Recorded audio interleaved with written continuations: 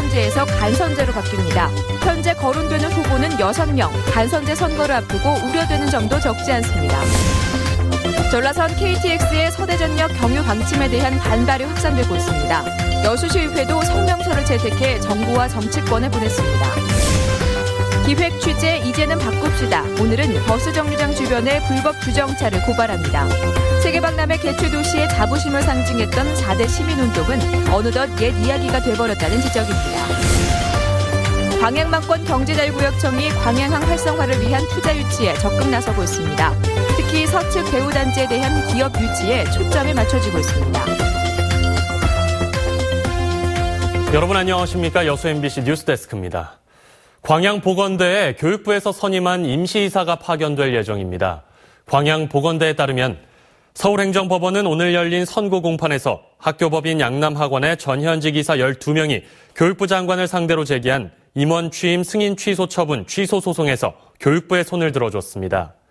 이에 따라 광양보건대를 경영하는 학교법인 양남학원의 현 이사회는 지위를 잃게 되고 교육부의 임시이사 선임 절차가 다시 시작될 것으로 보입니다. 교육부는 지난 2013년 설립자 이홍아 씨의 교비 횡령 혐의에 따라 광양보건대를 조사하는 과정에서 모든 임원의 취임을 취소했고 이에 반발한 이사회가 소송을 제기했습니다. 순천대학교가 올해 신임 총장 선거를 간선제로 치르기로 하고 관련 규정을 개정해 공포했습니다. 현재까지 모두 6명이 출마 의사를 내비친 것으로 알려진 가운데 간선제에 대한 일부 우려도 나오고 있습니다. 문형철 기자가 보도합니다. 선거관리위원회에 해당하는 총장 후보 추천 관리위원회는 다음 달 17일 이전에 구성됩니다. 이후 구체적인 선거 일정이 확정되는데 5월 17일 이전 후보 접수를 시작한 뒤 총장 임기 종료 한 달 전인 9월 17일까지는 1순위와 2순위 후보자를 선정해 교육부에 추천해야 합니다. 방학이 끼어있다는 점을 고려하면 6월이나 늦어도 7월 초에는 선거가 치러질 가능성이 큽니다. 간선제 도입으로 투표에 참여하는 인원은 대폭 감소했습니다. 선거인단은 모두 48명. 이 가운데 내부위원과 외부위원은 3대 1의 비율로 결정됐으며 외부위원은 총동창회를 비롯해 행정기관과 교육계, 언론, 방송계 등 12개 부문에서 각각 1명씩 선정됩니다. 공정성이랄지 또는 대외 확장력을 생각할 때 정부 부처랄지 이런 데까지 저희들이 참여 범위를 확대하게 된 겁니다. 현재까지 출마 의사를 밝혔거나 출마를 저울질하고 있는 인사는 모두 6명. 외부위원 추천기관이 무려 100곳이 넘어 후보자들의 직접적인 선거운동은 사실상 어려운 상황입니다. 무책임한 투표가 이루어질 가능성도 적지 않은 데다 선거인단도 무작위 추첨으로 선정돼 이른바 로또 총장이 나올 수 있다는 우려도 제기됩니다. 정책 선거도 상당히 어렵고 실제적으로 인성에 관한 내용이라든지 행정 능력 같은 경우를 파악할 수 있는 방법이 없습니다. 대학 측이 선정한 총장 임용 후보자에 대해 교육부가 임용 제청을 거부하는 사태도 벌어지면서 올해 첫 간선제로 치러지는 순천대 총장 선거에 대한 관심은 더욱 뜨거워질 전망입니다.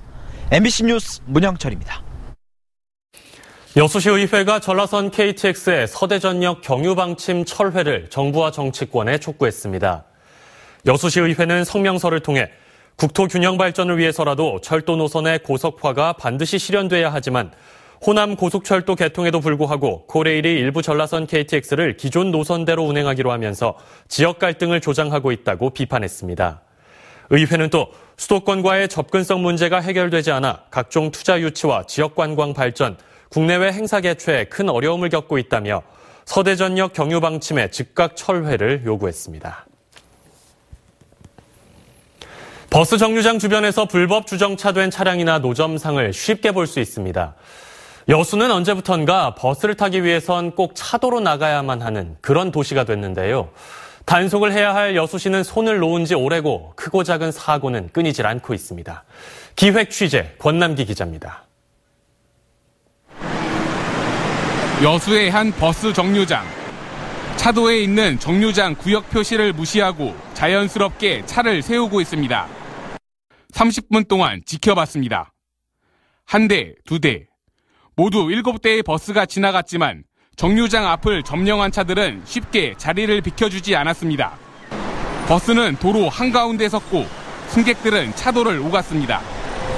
현행법상 버스 정류장 앞뒤로 10m 안에 주정차를 하면 불법입니다.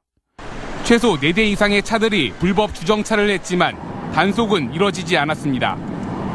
조금 더 혼잡한 시장 쪽은 어떨까? 물건을 내리는 트럭과 길가의 노점상이 버스 정류장 앞 차도를 점령하고 있습니다. 네, 시내버스 정차구역이지만 보시다시피 시민들은 차도에까지 나가 버스를 타고 있습니다. 마치 차도가 정류장인 듯 자연스레 사람들이 오가고 좌판을 깔고 주차를 합니다.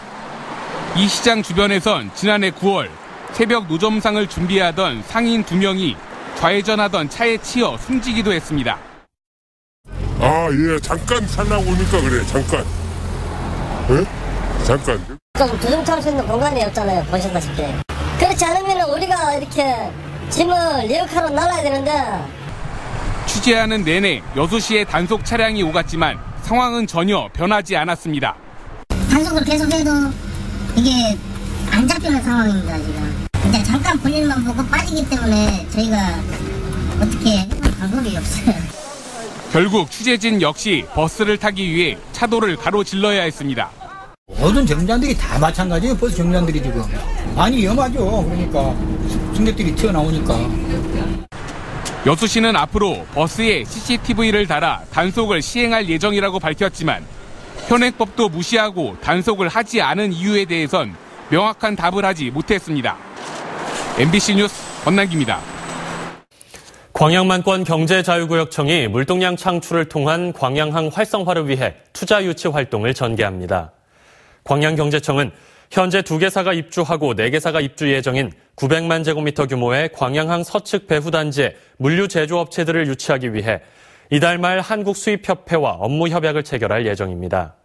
경제청은 또 여수광양항만공사가 다음 달 중으로 서측 배후단지 잔여부지 입주기업 모집에 나서면 유관기관과 합동으로 투자 유치 활동을 전개할 예정입니다. 여수시가 수억 원을 들여 도로 개선 사업을 벌인 여서동 로터리에 대한 재시공에 나서면서 예산 낭비라는 비난이 제기되고 있습니다. 여수시는 5천만 원의 예산을 들여 여서동 로터리 안쪽의 안전지대를 철거하고 도로가에 노상 주차장을 설치하는 방안을 추진하고 있다고 밝혔습니다. 시는 지난해 4억 5천만 원을 들여 로터리 개선 사업을 시행했으며 여수경찰서는 교통 혼잡과 안전 문제를 들어 주차장 설치에 부정적인 것으로 전해졌습니다. 여수시는 이에 대해 주변 상인들의 민원을 고려한 것이며 도로교통공단의 자문을 받았다고 해명했습니다. 최근 놀이시설의 안전검사가 의무화되면서 폐쇄되는 놀이시설이 급격히 늘고 있습니다. 지자체와 교육청이 관리하는 어린이 놀이시설을 제외하고는 투자가 이루어지지 않기 때문입니다. 신광하 기자의 보도입니다. 목포의 한 초등학교 어린이 놀이터입니다. 어린이 놀이시설 설치검사 의무화를 앞둔 지난달 26일 폐쇄됐습니다. 추락사고 때 완충제 역할을 하는 모래가 유실돼 안전에 취약한 것으로 드러났기 때문입니다. 전혀 이용할 수가 없죠. 계속 바닥이 이러니까. 이미 전에부터 사용을 하고. 이용 정지 처분이 내려진 어린이 놀이시설은 국민안전처가 운영하는 어린이 놀이시설 관리 시스템에서는 사라지게 됩니다. 이처럼 전남에서 최근 3년간 사라진 어린이 놀이시설은 400곳이 넘습니다. 그러나 폐쇄됐다가 다시 운영되는 어린이 놀이시설은 거의 없습니다. 지난 2012년 3,132곳에 달하던 전남 지역 어린이 놀이시설 가운데 현재 운영되는 것은 2,553곳. 이 중 철거된 시설은 206곳이고 이용금지 시설 227곳도 대부분 다시 놀이터 구실을 하기 힘든 실정입니다. 그리고 이제 작년에 또 이야기해가지고 그거는 그냥 학교에서 할 수 있는 공사 규모를 넘어서 버리니까 단위가. 봄이 다가오면서 놀이터를 찾는 어린이들은 늘고 있지만 지자체와 교육청 등 관리당국의 소극적인 대처로 사라지는 어린이 놀이터는 늘고만 있습니다. MBC 뉴스 신광하입니다.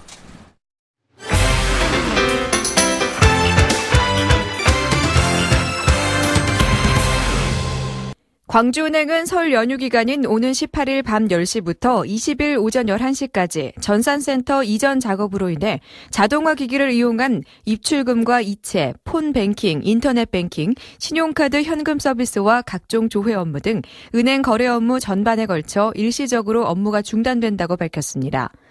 신용카드를 통한 구매는 정상적으로 이용할 수 있지만 체크카드는 18일 오후 10시부터 자정까지, 20일 오전 9시부터 오전 11시 사이에는 사용할 수 없습니다. 전라남도는 쇠고기 소비가 늘어나는 설을 맞아 소 브루셀라병 검사 신청이 평소보다 60%가 증가한 하루 평균 1000여 마리로 늘어남에 따라 검사 인력 100명을 추가로 보강해 검사 기간을 단축하기로 했습니다. 전라남도는 그동안 강력한 방역 대책을 추진해온 결과 도내 소 브루셀라병 감염률이 2005년 1.8%, 2010년 0.13%, 2014년 0.03%로 해마다 줄고 있습니다. 광양시는 올해 5억 4천만 원의 예산을 들여 시가지 주요 관문과 동서천 둘레길, 축제 행사장 주변 등 시 전역에 펜지, 페추니아 등 사계절에 맞게 모두 42종 342만여 본을 식재해 사계절 꽃이 피는 도시를 조성하기로 했습니다. 특히 다음 달 19일부터 나흘 동안 개최되는 제9회 광양꽃축제와 연계해 봉강면 지곡리 농업기술센터 시험 포장 일원에 튤립 등 14종 6만 본을 우선 식재할 계획입니다.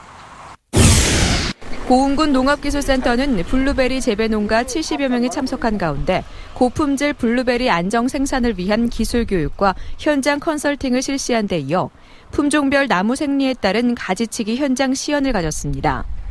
고흥군은 블루베리의 소비가 지속적으로 증가하고 있어 수확량 증대와 품질 향상이 중요하다며 세계적인 가지치기와 차별화된 생산이 중요하다고 밝혔습니다.